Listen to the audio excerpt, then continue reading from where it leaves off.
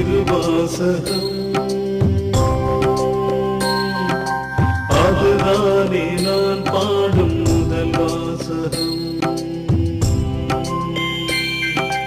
அம்மா என்னும் அந்த திருவாசகம் அதுதானே நான் பாடும் முதல் வாசகம். அம்மா என்னும் உயர் திருமந்திரம், அம்மா என்னும் உயர் திருமந்திரம் அதுதானே உயிராக்கும் ஒரு மந்திரம். அம்மா என்னும் அந்த திருவாசகம் அதுதானே நான் பாடும் முதல் வாசகம்.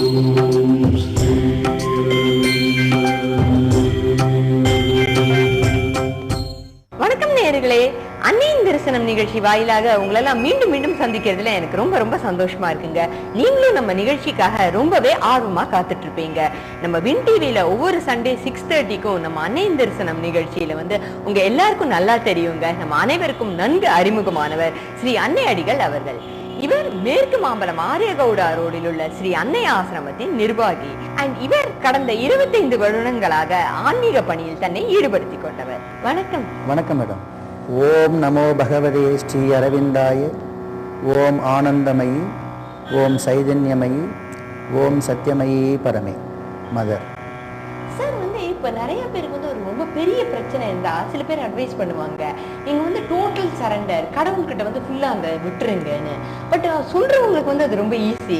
பட் ஆல்ரெடி அவங்க பிரச்சனையில இருக்கும்போது அப்படி கம்ப்ளீட்டா விட்டுட்டு அவங்களால இருக்க முடியுமா சார்? சோ இந்த மாதிரி நம்ம ஒரு வழியை பின்பற்ற மதர் என்ன சார் சொல்லியிருக்காங்க? நீங்களே சொல்லிட்டீங்க, அது சொல்றது ரொம்ப ஈஸின்னு. ஆக்சுவலா சரண்டர் பண்ணிடுறதுன்னா நம்முடைய பிரச்சனைகளை சொல்லிட்டு அதை மறந்துடுறது. அதுக்கு பேர் தான் சரண்டர்னு பேர். நம்ம என்னைக்கு எந்த விஷயத்த சொல்லிட்டு மறந்துருக்கோம்? மறக்கவே முடியாது, மறக்கிறதே இல்லை. மீண்டும் மீண்டும் சொன்னதையே ஞாபகப்படுத்தி நினைவுபடுத்தி அதையே அரைச்சிக்கிட்டே இருந்தோம்னா அது சரண்டர் ஆகாது. இப்போ ஐயப்பன் கோயிலுக்கு நிறைய பக்தர்கள் லட்சக்கணக்கில் போறாங்க. ஐயப்பன் கிட்ட என்ன சொல்றாங்க? தன்னுடைய கஷ்டங்கள் எல்லாம் சமர்ப்பணம் பண்ணி சரண்டர் பண்ணி எல்லாவற்றையும் ஒப்படைச்சிட்டு வர்றோம். வந்த மறுநாள்ல இருந்து நாம் என்ன பண்றோம்னா மறுபடியும் அதே பிரச்சனையை திரும்பவும் ஞாபகப்படுத்தி அத்தையே தான் அரைச்சுட்டு இருக்கோம். எல்லாருக்கிட்டையும் போய் சொல்லுவோம். திருப்பதிக்கு போறோம், பெருமாளை பார்க்குறோம், எல்லா பிரச்சனையும் சொல்றோம். திரும்ப என்ன சொல்றோம்னா மறுபடியும் அதே பிரச்சனையை நாம உட்காந்து ஆசைப்படுறோம்.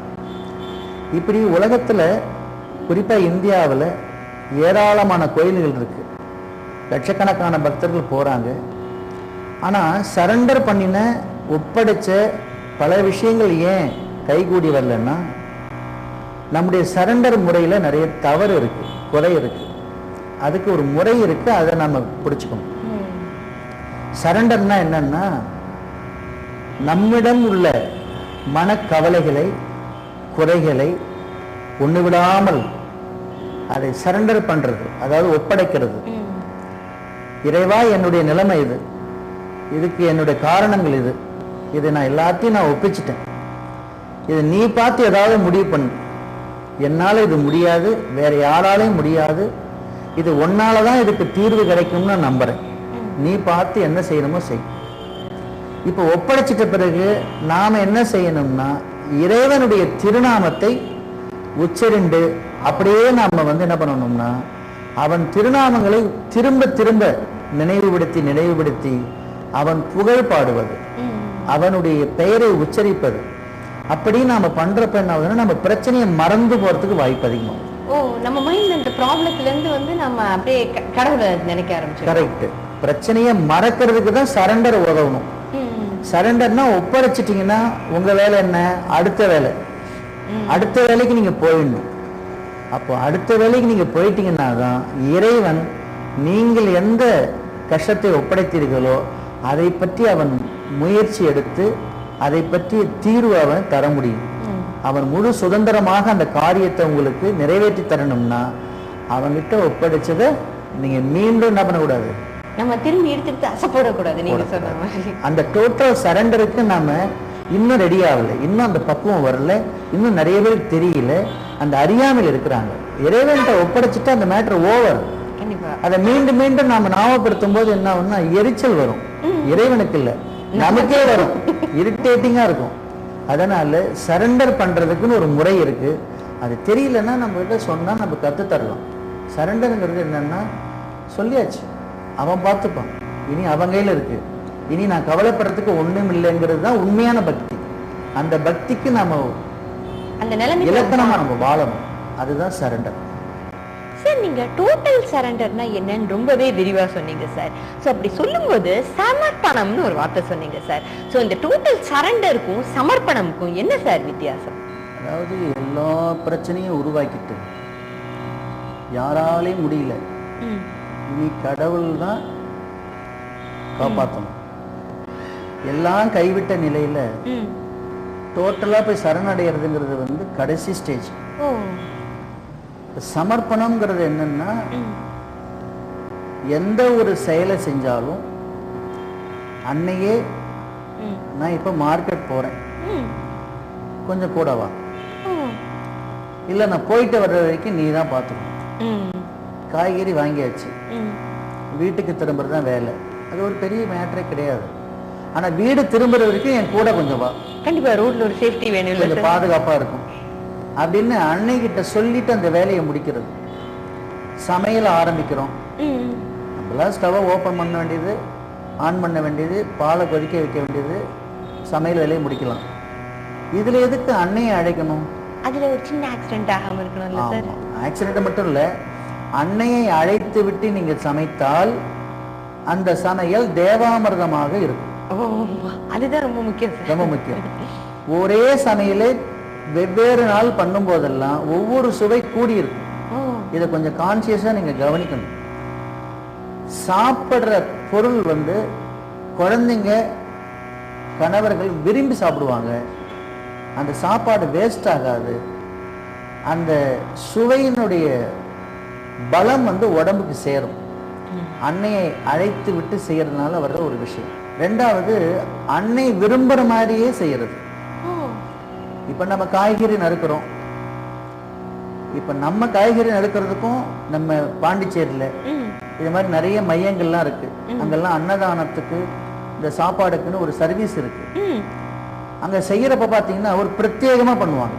அந்த காய்கறியை நல்ல தண்ணியில அலசிட்டு அதை அழகா கட் பண்ணி அதை ஒரு நேர்த்தியா அதுக்கு ஒரு சைஸோட கட் பண்ணி அதை பிரார்த்தனை பண்ணி அந்த சமையல்ல ஒவ்வொருத்தரும் கேர் எடுத்து தப்பு வராம அதை சமைச்சிட்டு அதை இறைவனுக்கு படைச்சிட்டு, இறைவா இந்த சாப்பாடு தேவாமிர்தமா மாறி சாப்பிடுற பக்தர்களுடைய உடம்புல நல்ல ஆரோக்கியம் கிடைக்கணும், அவர்களுக்கு எந்த கோளாறும் ஏற்படாத அளவுக்கு நல்ல வலிமை சேர்க்கணும்னு எல்லாரும் சேர்ந்து பிரார்த்தனை பண்ணுவாங்க. அந்த சாப்பாடுல என்னன்னு கேட்டீங்கன்னா வழக்கமா மனிதர்கள் சாப்பிடுற மாதிரி இருக்காது. அதுல ஒரு சாத்வீகமான உணவு முறையில இருக்கும். சாத்வீகம்னா உப்பு கொஞ்சம் குறைச்சிக்கிறது, வாய்க்கு ருசியா இல்லாம உடம்புக்கும் நம்ம ஆன்மாவுக்கும் தகுந்த மாதிரி, ரொம்ப கோபம் வராத அளவுக்கு, ரொம்ப டென்ஷன் வராத அளவுக்கு, தன்மையா ஒரு மென்மையான ஒரு தெய்வீக சாத்வீகத்துக்கு அந்த உணவு உதவும். அந்த மாதிரி அழகா சமைக்கிறது. இந்த சமையல்ல அவங்க என்ன பண்றாங்க, ஒன்னையும் சமர்ப்பணம் பண்ணுவாங்க. எல்லாமே கடுகு தாளிச்சாலும் சமர்ப்பணம், உப்பு போட்டாலும் சமர்ப்பணம், அடுப்பை விட்டு இறக்குனாலும் சமர்ப்பணம், இறைவனுக்கு சமர்ப்பணம் பண்ணி செய்யறது. அதாவது எதையும் சொல்லிட்டு செய்யறது. அப்போ சமர்ப்பணம்னா அன்னைக்கிட்ட எல்லாத்தையும் சொல்லிட்டு நம்ம இஷ்டப்படியே பண்றதான்னு அர்த்தம் இல்லை. நாம சொன்னது வேலை முடிஞ்சது, ஆனா நம்ம சொன்னதை அன்னை ஏத்துக்கிட்டாங்களா, அன்னை இதுக்கு என்ன பதில் கொடுக்கறாங்க, வேண்டாங்கிறாங்களா, அரிசியை குறைக்க சொல்றாங்களா, இல்ல சமையல கொஞ்சம் அதிகமா போடுங்க நிறைய பேர் வருவாங்கன்னு சொல்றாங்களா, அதை நாம சூட்சமமா கண்டுபிடிக்கலாம். நீங்க அன்னை கிட்ட சொல்லிட்டு இருக்கும்போதே ஒருத்தர் வருவாரு, சார் 200ல இருந்து 250 பேர் வருவாங்க போல இருக்கு அப்படி யாரோ ஒருத்தர் வந்து சொல்லுவாரு. அன்னை வந்து அந்த இடத்துல பதில் தருவாங்க. உப்பை கொஞ்சம் பார்த்து போடுமா அப்படின்னு ஒருத்தர் கைட் பண்ணுவாங்க. ஓ, அப்ப நம்ம அதிகம் உப்பு போடாம ஆமா ஆமா. அதாவது நீங்க அன்னையிடம் சொல்லிட்டு செய்யறப்போ அன்னை தருகிற பதிலையும் கேட்டு அதையும் மனசுல வச்சுக்கிட்டு அன்னை இந்த பதில சொன்னதுனால நிதானமா கவனமா பண்றதுக்கு பேர் தான் அந்த சாத்வீகம், அந்த சமர்ப்பணம்னு பேர். ஒரு காலேஜில் சீட்டுக்காக அப்ளை பண்றீங்க, உடனே ஜாயின் பண்ற கூடாது. சமர்ப்பணம்னா இந்த காலேஜை பத்தி அன்னை என்ன சொல்றாங்கன்னு ஒரு நாள் வெயிட் பண்ணீங்கன்னா அந்த காலேஜை விட இந்த காலேஜ் பெட்டர்னு ஒருத்தர் வந்து சொல்லுவார். உங்களுக்கு ஆல்டர்னேட்டிவா ஏதாவது ஒரு ஐடியா வந்து விழும். வரன் பார்த்தாச்சு, இதையே முடிச்சிடலாம் போது ஒருத்தர் வருவாரு, இதை விட பெட்டர் வரன் இருக்குன்னு ஒருத்தன் வருவாங்க. அன்னை பதில் அது. அன்னையிடம் சொல்லிட்டா மட்டும் போதாது, இதற்கு அன்னை பதில் என்ன அப்படின்னு தெரிஞ்சுட்டு அந்த பதில அதுக்காக அதையும் நம்பின்னு சொல்லல. அன்னை பல்வேறு ரூபங்களை நம்ம கைட் பண்ணுவாங்க. நிதானம் தேவை. சமர்ப்பணம்னா என்னன்னா நிதானம் தேவை. ஒரு வீடு வாங்குறதுன்னு முடிவு எடுத்தாச்சு, உடனே வாங்கணும்னு அவசியம் இல்லை. மதட்ட சொல்லிட்டீங்கல்ல, ஒரு வாரம் வெயிட் பண்ணீங்கன்னா உங்களுக்கு இதை விட பெட்டர் வீடு வரும். வாங்க போன வீடுல வில்லங்க இருக்குன்னு தெரிய வரும். அப்போ அன்னையிடத்த உதவியை பெறணும்ல.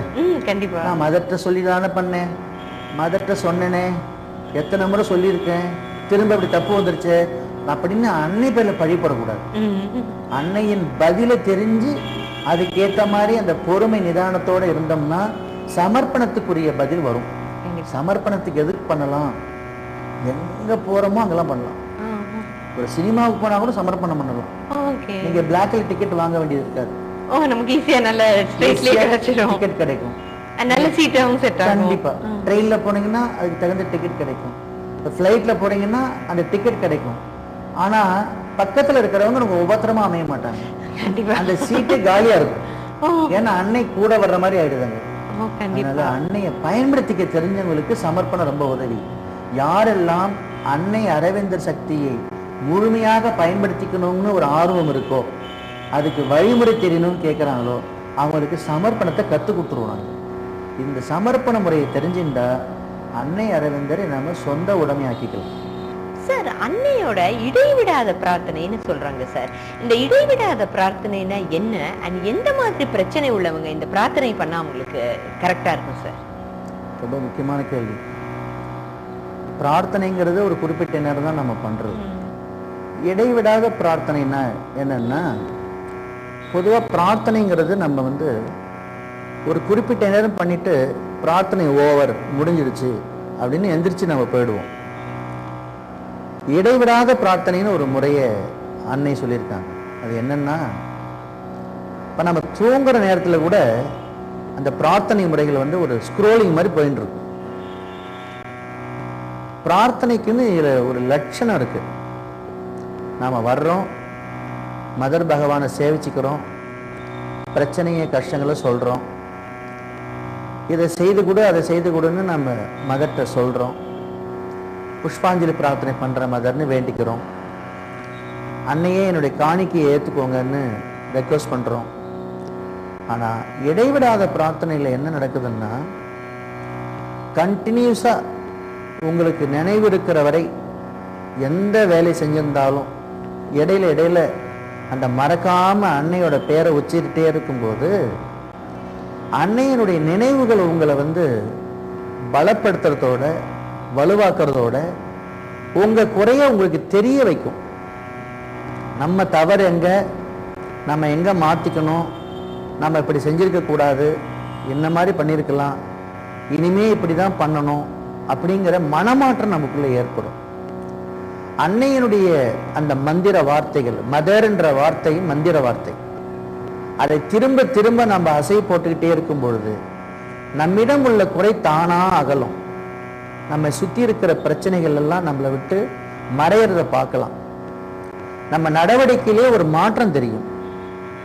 முன்ன மாதிரி நீங்க இல்லை, இப்ப சமீப காலமா ரொம்ப மௌனம் ஆயிட்டீங்க, எதையும் பேச மாட்டேங்கிறீங்க, உங்களுக்கு ஏதோ ஒரு மாதிரி உங்களுக்குள்ள ஒரு பிரைட்னஸ் வந்திருக்கு, ஒரு சக்தி வந்திருக்கு, எதையும் சாதிக்க முடியுங்கிற ஒரு நம்பிக்கை வந்திருக்கிறத நான் பார்க்குறேன்னு சொல்றாங்க. அது என்னன்னா, உங்களுக்கு மௌனம் சித்திக்கும்.